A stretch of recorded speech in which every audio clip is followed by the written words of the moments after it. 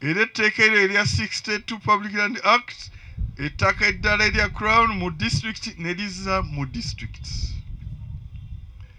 Kyokka erya Official Estates ne lisigala nga lisifugibwa Official Estates Act kubanga yali Official Estates Ordinance ya 1919. Eyo ordinance egamba nti amataka ago agali nga gafugibwa ow'essaza oba ofiisi y'Obwakabaka si gaabwe naye ga ofiisi eyo public land. Buli avaamu alisangamu. Etteeka liga nti oyo aliba nalyo abanga corporation, so name and office. Owessaza Mukwenda James Lutaya, owessaza Mukwenda, owessaza ly'Essingo. Anajja omulala bw'aba bagala okukyusa era bakyusa babanga ye Musoke Blasio Musoke, owessaza ly'Essingo Mukwenda. Bwe kityo Daudi Chwa Kabaka wa Buganda. Era bwe igole byonna bibiri. Kakati bwe wabaawo enkyukakyuka za Uganda ezali 16 judicial system yaffe yagamba nti was a successful revolution. Ne wazaawo constitution endala ya 67 eyatufuga okutuukira ddala mu 95. Ndoza article 18 ya constitution eyo negamba nti eyo public land ebadde efugibwa kingdoms ne districts edde mu kitongole kimu Uganda Land Commission. Neddamu kati oli bw'ajja n'akugamba nti ebintu ebyaffe ebyatugibwako aba akugamba ki? Aba alimbye eggwanga. Genda osome constitution eyo ogirabe bulungi. Eri clear. Land which belong to districts, district boards and kingdom boards.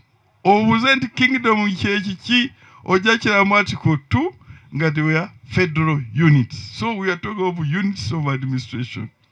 Ne heading ya chapter giraba public land.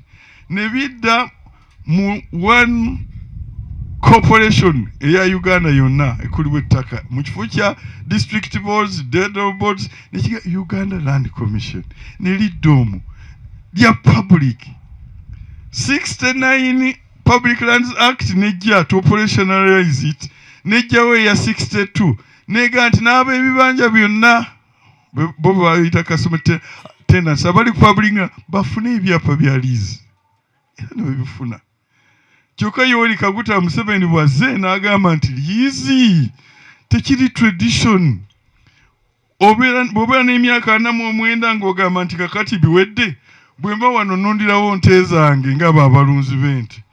Myaka 49 nti giwedde ku kati nzirundirewo. Oba nassaako maka gange nti 49 ziwedde ku kati amaka gange gaddewo.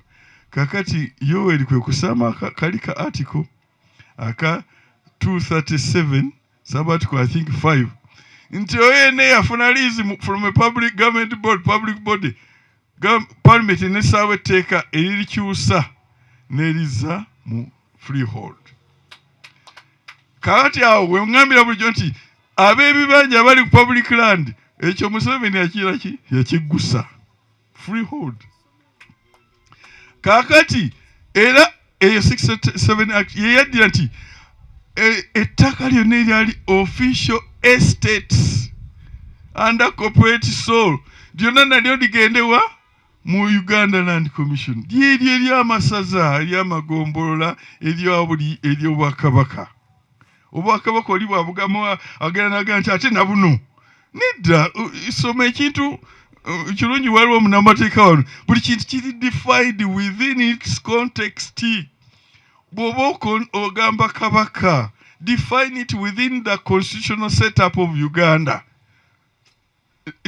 mu agreement pre 1900 agreement obwakabaka bwe bulwa bwe bwamwanga him obuyinza bwonna bwali mu ye everything land what akutulira n'agamba nti gwe nkusalidde okufa mwe babookye ne babookya ekiki eyo yali constitutional setup nefa mu 1900 endagaano nejja eyo n'essaawa another constitutional setup endagaano ey'olwenda clearly negamba nti wanaabaawo kabaka wano naye ng'eno eri provinsi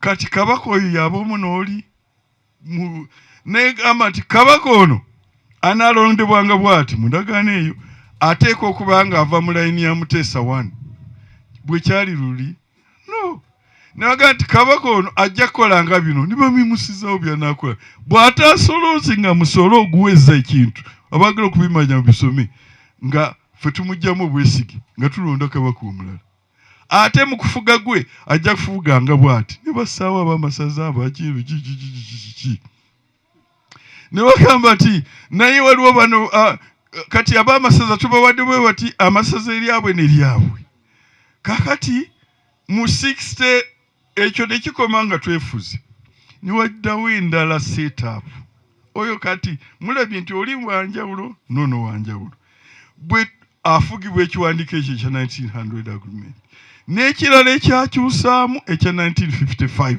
agreement n'ekirala ekyajja ekya 62 Buganda agreement which became annexed to the constitution kakati eno eri yali province of the kingdom of Buganda, the only province in Uganda defined its king kabaka era omulaba bw'atyo bw'alinga ebyo byalina okukola ebirimu waki era mwalaba nti no mu 52 bwe yagezaako okukyukakyuka bamugamba nti gwe tukusudde ebweru okusindira ku ndagaano eno bwe twatuuka mu kwefuga province ne zivaawo ne waddawo federal units ne zidefininga nazo kabaka era kabaka oyo nekisibwa mu Buganda agreement ya 1962 ngesainingdwa Michael Katikiro n'omuzungu gwe bayita Macleon ku lwa Bungereza neba next to the 62 constitution